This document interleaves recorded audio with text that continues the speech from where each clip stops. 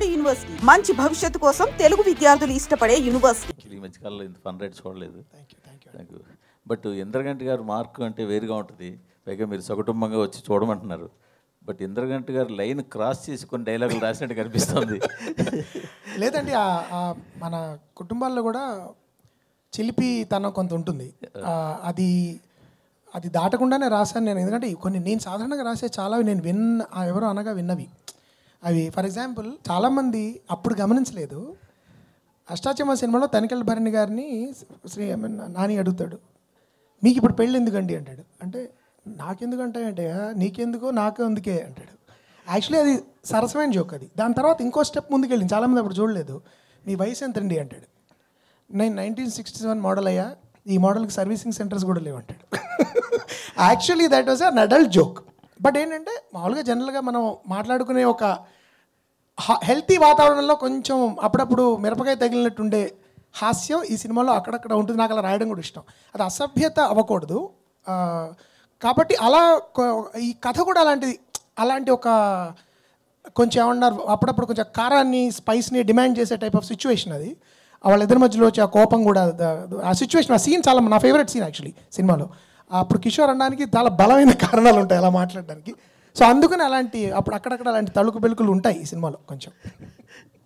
కిషోర్ గారు sir, hello, question ఏం లేదు సార్. స్టేజ్ మీద మీరు వైవహర్ష స్టేజ్ మీద ఉంటే ఎంత హిలేరియస్గా, ఇలాంటి ఫంక్షన్లు చూడడానికి కొన్ని యాక్చువల్గా చెప్తున్నాను నిజంగా కొన్ని బోరింగ్గా ఉంటాయి సార్. తప్పదు కూడా కూర్చొని చూస్తాం, అది వేరే సంగతి. బట్ మీలాంటి వాళ్ళు స్టేజ్ మీద ఉంటే ఎంత హిలేరియస్గా ఉంటుంది ఇవాళ చూసాం కాబట్టి. మా రిక్వెస్ట్ ఒకటి, కాస్త మీరు యాక్ట్ చేసే సినిమాలన్నిటికీ మీరు కొంచెం స్టేజ్ మీదకి వస్తుంటే కొంచెం బాగుంటుందని అనుకుంటాను sir. Thank you sir, I will definitely do my best. Indraganti గారు సార్, మీకు ఆల్రెడీ తెలుసు, మీకు ఇంకా తెలుగు సినిమాలు ఎంతో కొంత తెలుగుని ఉంచుతున్నారు అండ్ అలాగే క్లీన్ సినిమాలు తీస్తున్నారని చెప్పి ఆ రెస్పెక్ట్ ఎప్పుడూ ఉంటుంది మీ మీద.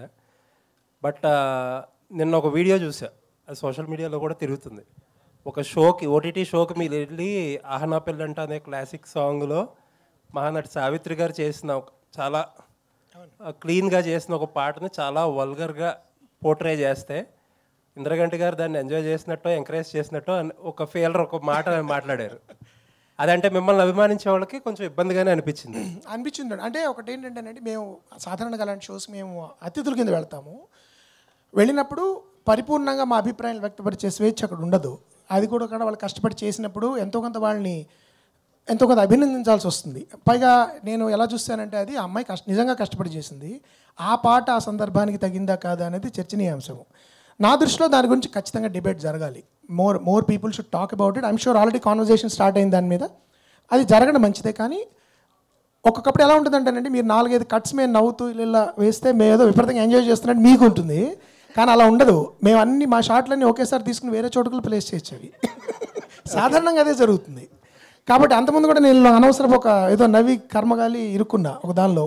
అందరూ అపాలజీ చెప్పే పరిస్థితి తీసుకొచ్చారు నేను.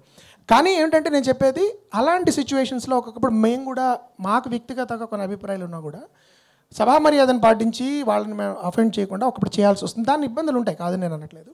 బట్ దాని మీద నేను కూడా చూశాను, దాని మీద వచ్చిన రీల్స్ నన్ను ప్రత్యేకంగా 100 మంది పెట్టారు. మీరు మాట్లాడిన దానికంటే ఘాటుగా ఇంద్రగంటి గారు ఏమిటండి ఇది అని. కానీ నేను I want to make it clear that మేము ఇంటెన్షనల్గా చేయట్లేదు అది.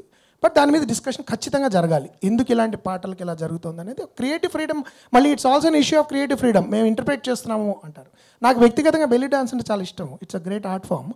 కానీ మేబీ ఆ పాట దానికి కరెక్ట్ కాదేమో. ఇవన్నీ మేము అక్కడ చర్చించలేము అతిథులకి వెళ్ళి. అందుకని అంటే మీ మీద క్లీన్, నేను చెప్పిన పాయింట్ ఒకటి అయితే, ఇంకో పాయింట్ ఏంటంటే ఎటువంటి సందర్భానికైనా ఎటువంటి ప్రశ్నకైనా సరే మీ స్టైల్లో మీరు సమాధానం చెప్పగలరు.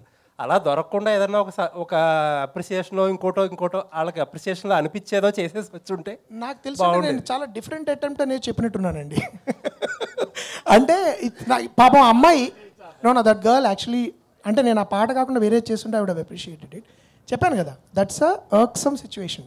మేము వెళ్ళి 1 గంట సేపు టకటక వావ్ సూపర్ అనేవి పడ్డాయి అనుకోండి, వేరే అర్థం రావచ్చు. But yeah, I'm inviting. నేను అది పూర్తిగా ఎండార్స్ చేస్తున్నాను చెప్పను. నాకు చాలా చాలా చాలా ఇష్టమైన పాట, నాకు చాలా చాలా ఇష్టమైన సన్నివేశం సినిమా అది. బట్ ఇప్పుడు మోడర్న్ టైంలో ఎలా అవుతుందంటేనండి, people are interpreting in their own way.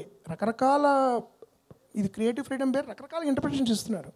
So నేను మనెవరు ఒకవేళ మనం దాని గురించి ఏమైనా విమర్శిస్తే మీరు ఇప్పుడు చాలామంది సార్ మీరు అప్డేట్ అవ్వాలి సార్, మీరు అప్డేట్ అవ్వట్లేదండి, ఇంకా మీరు తెలుగు భాష అంటారేంటి, ఇంకా మీరు నేను ఎక్కడో కళ్ళు అని ఎవరో సరిగ్గా డబ్బింగ్ చెప్పకపోతే కళ్ళు అన్నారు. అంటే కళ్ళు అనేది మాకు ఒక పదార్థం ఉందండి, డ్రింక్ అది. కళ్ళు అనాలంటే ఈ రోజులు కూడా ఎవరు పట్టించుకుంటున్నారు సార్, మీరు మరీ చాదస్తున్నాను అన్నారు. అలాంటి టైంలో నేను అప్డేట్ అవ్వట్లేదేమో నాకు భయంగా ఉంది. సో అందుకని ఒకప్పుడు it's a bit of a trick. మీరు అన్నది I agree, it's a tricky situation. But at least ఆ కాంటెక్స్లో మేము వెళ్ళిన అతిథులుగా వెళ్ళిన కాంటెక్స్లో ఒక హెల్తీ డిబేట్ ఇలాంటి వాటి గురించి జరిగి అలాంటి మళ్ళీ జరగకపోతే I will be the first one to be happy. Thank you అండి.